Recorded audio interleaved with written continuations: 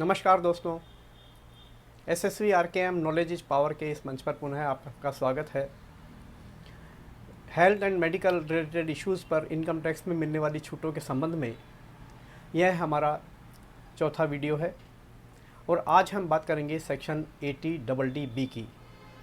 दोस्तों, किसी ने कहा है कि बीमारियां वो टैक्स है जो कि शरीर धारण के लिए देना ही पड़ता है, और यह बात बहुत हद तक ठीक भी है।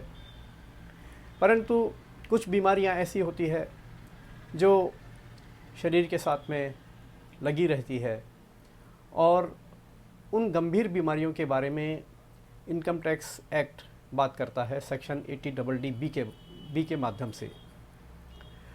इनकम टैक्स एक्ट 1961 की यह धारा हमें बताती है कि यदि करदाता स्वयं को या उस पर निर्भर किसी व्यक्ति को, जिसे हम डिपेंडेंट कहेंगे, यदि रूल 11DD में दर्शाई गई कोई बीमारियां है या कोई भी बीमारी है, तो उसे इनकम टैक्स की इस धारा के तहत छूट मिलेगी।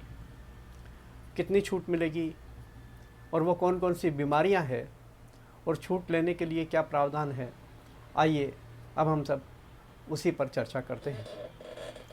इसमें बताया गया है कि जो राशि व्यय की गई है वो या अधिकतम 40,000 रुपये तक व्यक्ति इसे क्लेम कर सकता है, और यदि करदाता या उस पर डिपेंडेंट व्यक्ति सीनियर सिटीजन है, अर्थात उनकी आयु 60 वर्ष या उससे अधिक है, तो यह छूट की राशि 1 लाख रुपये होगी। तो डिपेंडेंट व्यक्ति की जो परिभाषा हमने पहले देखी अपनी पिछली सेक्शंस में, सेक्शन 80D, 80U आदि में, तो वही है। डिपेंडेंट मीन्स आपका जीवन साथी, आपके ऊपर निर्भर आपके बच्चे, आपके माता पिता और आपके ऊपर निर्भर आपके भाई बहन। डिपेंडेंट मतलब कि dependent for Holi support and maintenance. तो डिपेंडेंट या करदाता स्वयं, जो हम अभी बीमारियों का जिक्र करेंगे, उनसे पीड़ित हैं, उन पर कुछ खर्चा करते हैं उनके इलाज के लिए, तो उसकी छूट उपलब्ध है। छूट की राशि 40,000 और 1 लाख रुपए सीनियर सिटीजन के केस में। परंतु यदि खर्च की गई राशि में से कुछ राशि किसी इंश्योरेंस कंपनी से या किसी एम्प्लॉयर से वापस मिल जाती है, तो वो उसमें से घटा दी जाएगी। तो जिक्र करते हैं कि इनमें कौन कौन सी बीमारियां सेक्शन 80DD के रूल 11DD में ली गई है। तो दोस्तों, वहाँ दिल की बीमारी का कोई जिक्र नहीं है, पर वहाँ दिमाग की 8 बीमारियां हैं। इससे आप समझ सकते हैं कि दिमाग का ज़्यादा इम्पोर्टेंस है इनकम टैक्स डिपार्टमेंट की नज़र में बजाय दिल के। दिमाग की 8 तरह की बीमारियां मस्तिष्क की वहाँ दी गई है कि उनमें से किसी भी एक में पीड़ित होने पर आपको यहाँ छूट मिलेगी। 2 बीमारियाँ रक्त संबंधी है, ब्लड रिलेटेड, जिसमें थैलीसीमिया और हीमोफीलिया, ये 2 बीमारियाँ हैं, जिसमें एक में रक्त बनना बहुत कम हो जाता है, तो बार बार व्यक्ति को रक्त चढ़ाना पड़ता है, और दूसरी बीमारी है जिसमें कि अगर कोई घाव हो जाए, कहीं चोट लग जाए, तो रक्त का बहना बंद ही नहीं होता। तो 8 तो मस्तिष्क संबंधी बीमारियां हो गई, 2 रक्त संबंधी बीमारियां हो गई, और इसके अलावा 3 बीमारियां और है, जिसमें एक है एड्स, आपने सबने नाम सुना है, दूसरा है घातक हो चुका कैंसर, और तीसरा है किडनी का फेल हो जाना।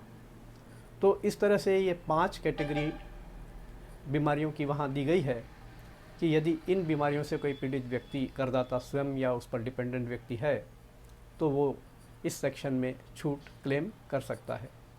क्लेम करने के लिए जो इसकी शर्तें हैं, वो एक प्रिस्क्रिप्शन डॉक्टर का होना ज़रूरी है। कोई सर्टिफिकेट यहाँ नहीं मांगा गया है, सिर्फ प्रिस्क्रिप्शन की बात की गई है। वो प्रिस्क्रिप्शन कौन देगा, ये इसमें बताया गया है, और उस प्रिस्क्रिप्शन का सब्जेक्ट मैटर क्या होगा ये भी यहाँ पर जिक्र है। हम बात कर लेते हैं कि सामान्य तौर पर एड्स को छोड़कर अन्य सभी बीमारियों के केस में किसी पोस्ट डॉक्टरेट डिग्रीधारी डॉक्टर का प्रिस्क्रिप्शन होना चाहिए। पोस्ट डॉक्टरेट डिग्रीधारी अर्थात या तो डीएम की डिग्री उसके पास में हो या एमसीएच की डिग्री उनके पास में हो। लेकिन एड्स के केस में अगर कोई एक पोस्ट ग्रेजुएट डिग्रीधारी डॉक्टर भी प्रिस्क्रिप्शन देता है तो वो मान्य है।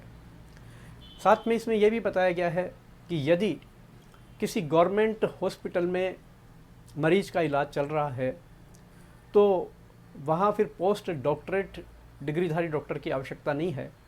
वहाँ कोई भी पोस्ट ग्रेजुएट डॉक्टर जो कि उस अस्पताल में अपनी फुल टाइम सर्विसेज दे रहा है, यदि इस तरह का सर्टिफिकेट, इस तरह का प्रिस्क्रिप्शन दे देता है तो ये छूट मिलेगी। प्रिस्क्रिप्शन पर क्या क्या लिखा हुआ होना चाहिए? प्रिस्क्रिप्शन पर मरीज का नाम होना चाहिए, मरीज की उम्र होनी चाहिए, इसके अतिरिक्त बीमारी का पूर्ण विवरण होना ज़रूरी है।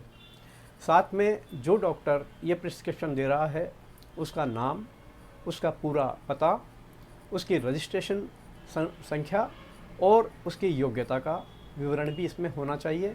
और यदि गवर्नमेंट हॉस्पिटल में इलाज हो रहा है तो वो गवर्नमेंट हॉस्पिटल का नाम भी प्रिस्क्रिप्शन शीट पर उल्लेख होना चाहिए। तो दोस्तों ये सेक्शन 80 बी में कुछ विशिष्ट प्रकार की बीमारियों के केस में जो छूट करदाता क्लेम कर सकता है, आज हमने उस पर चर्चा की है। तो आशा है, क्योंकि ये बहुत बड़ी नहीं है, ये छोटा सा हमारा वीडियो है, आशा है इससे सभी जो कुछ अगर डाउट्स थे तो क्लियर हुए होंगे। और फिर भी यदि कोई प्रश्न है तो आप मुझसे पूछ सकते हैं मेरे कमेंट बॉक्स के माध्यम से। साथ में ही पुनः मैं बताना चाहता हूँ कि ये वीडियो केवल अवेयरनेस और एजुकेशन पर्पज़ से है। इसके एक्चुअल में इम्प्लीमेंटेशन अगर आप इसको अपनी इनकम टैक्स के रिटर्न में करना चाहते हैं तो उचित सलाह अवश्य ले लें। तो अगले वीडियो तक के लिए आपसे विदा लेते हैं।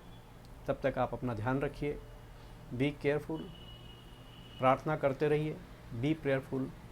धन्यवाद।